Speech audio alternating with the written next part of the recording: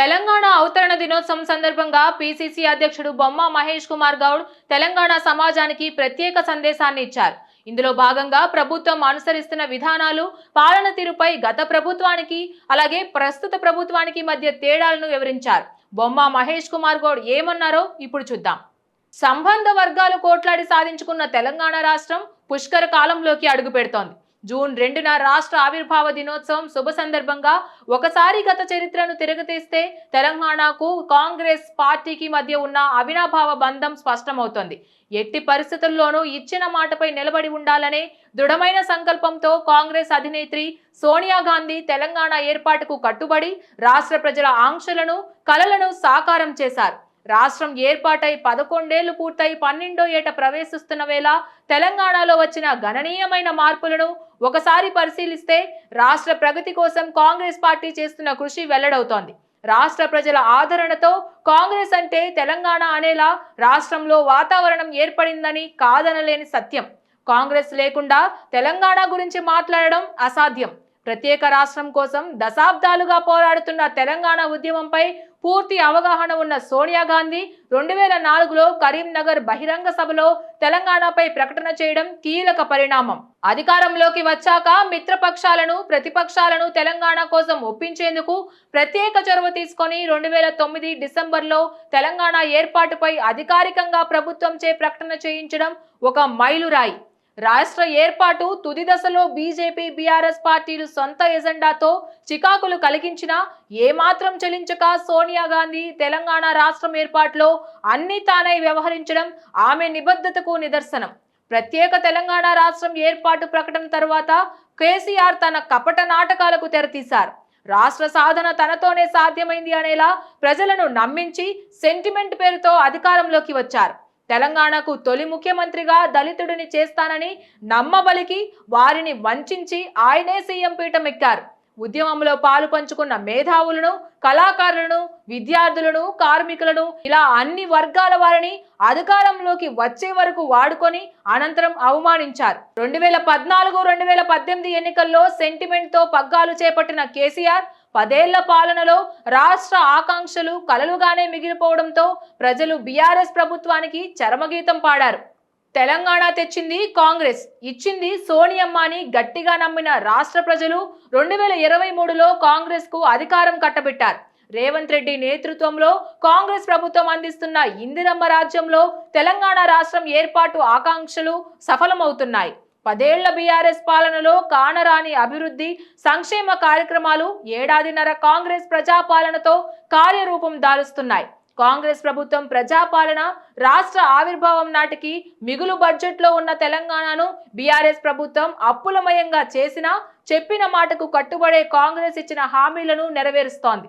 మహిళలకు సాధికారత కల్పిస్తూ, రైతన్నలకు పెద్దపీట వేస్తూ యువతలో భరోసా కల్పిస్తోంది. బడుగు బలహీన వర్గాలకు సామాజిక న్యాయం చేస్తూ అధికారంలోకి వచ్చిన ఏడాదిన్నరలోనే అందరి మన్ననలు పొందుతున్న కాంగ్రెస్ ప్రభుత్వం ప్రజాపాలన అందిస్తోంది. ఇందిరమ్మ రాజ్యం, ఇంటింటా సౌభాగ్యం హామీకి కట్టుబడిన కాంగ్రెస్ తెలంగాణలో మహిళా సాధికారతకు పెద్దపీట వేసింది. అధికారంలోకి వచ్చిన వారం రోజుల్లోనే మహాలక్ష్మి పథకాలను ప్రారంభించింది. ఆర్టీసీ బస్సుల్లో మహిళలకు ఉచిత ప్రయాణంతో సగటున రోజుకు 35 లక్షల మంది ఆడబిడ్డలకు లబ్ధి కలుగుతోంది. మహిళల పేరిట ఇస్తున్న 200 యూనిట్ల ఉచిత విద్యుత్తో 50 లక్షలకు పైగా కుటుంబాలకు, 500 రూపాయల గ్యాస్ సబ్సిడీతో 40 లక్షలకు పైగా కుటుంబాలకు ప్రయోజనం చేకూరుతోంది. ఆరోగ్యశ్రీ బీమాను 10 లక్షల రూపాయలకు పెంచడంతో పేదల్లో ఆరోగ్య భద్రత ఏర్పడింది. మహిళల పేరిట 4.50 లక్షల ఇందిరమ్మ ఇళ్లలు, 40 లక్షలకు పైగా రేషన్ కార్డుల పంపిణీ ప్రక్రియను కాంగ్రెస్ ప్రభుత్వం ప్రారంభించింది. ఇందిరా మహిళా శక్తి పథకం ద్వారా రాష్ట్రంలోని 1 కోటి మంది మహిళలను ఆర్థికంగా బలోపేతం చేసే బృహత్కరమైన కార్యక్రమాన్ని ప్రభుత్వం అమలు చేస్తోంది. రైతుల సంతోషంలోనే సమాజం సస్యశ్యామలంగా ఉంటుందని విశ్వసించే కాంగ్రెస్ ప్రభుత్వం అన్నదాతలకు 21,000 కోట్ల రూపాయలకు పైగా రుణమాఫీ చేయడంతో 25 లక్షలకు పైగా రైతు కుటుంబాల్లో ఆనందం వెల్లివిరిసింది. గతంలో బీఆర్ఎస్ రైతు బంధు కింద 10,000 రూపాయలు ఇవ్వగా ఇప్పుడు కాంగ్రెస్ రైతు భరోసా కింద ఎకరానికి 12,000 రూపాయలు ఇస్తుండటంతో అన్నదాతలకు పెట్టుబడిగా మారాయి. దేశంలో ఎక్కడా లేని విధంగా రైతు కూలీలకు కూడా ఏడాదికి 12,000 రూపాయలు ఆర్థిక సాయం అందిస్తోంది.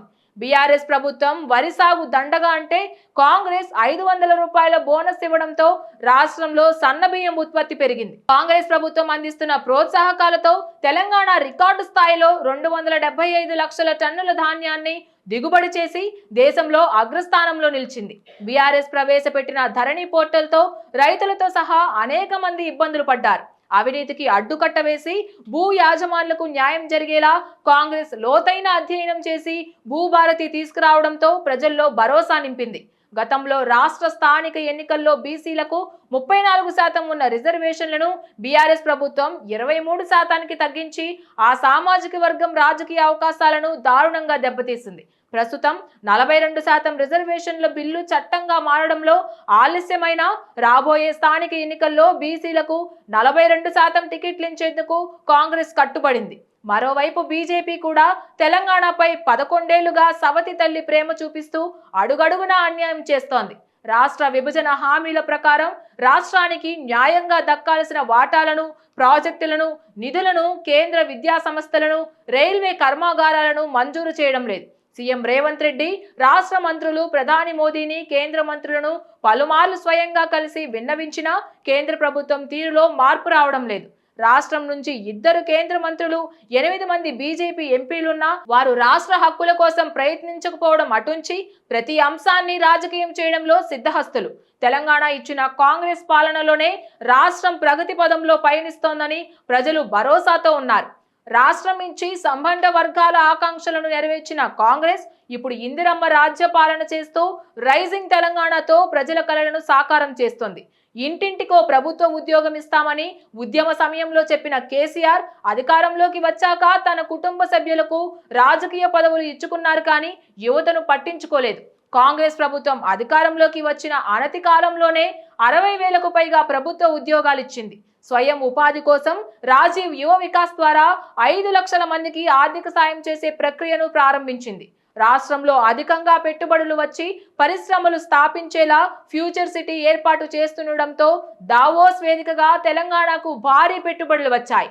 శాస్త్రీయబద్ధంగా కులగణన చేపట్టి రాష్ట్రంలో బీసీలకు 42% రిజర్వేషన్లు కల్పించడంతో పాటు ఎస్సీ వర్గీకరణ కూడా పూర్తి చేసి దేశానికే స్ఫూర్తిగా నిలబడింది తెలంగాణ ప్రభుత్వం.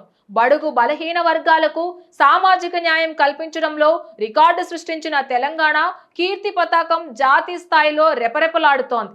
యూపీఏ కూటమిలో కాంగ్రెస్ పార్టీలో అక్కడక్కడా మిశ్రమ స్పందనలు రావడంతో రాజకీయంగా పార్టీకి కొంత నష్టం జరిగే అవకాశాలు ఉన్నాయని తెలిసినా ఏమాత్రం బెదరక సోనియా గాంధీ తెలంగాణ ప్రజల ఆకాంక్షలను నెరవేర్చడమే లక్ష్యంగా నిర్ణయం తీసుకున్నారు. దీంతో 2014 జూన్ 2న తెలంగాణ రాష్ట్రం ఆవిర్భావ చారిత్రాత్మకమైన ఘటన ఆవిష్కారమైందని బొమ్మ మహేష్ కుమార్ గౌడ్ తెలిపారు. Please subscribe to the channel and download the Politicos app from the links in the description.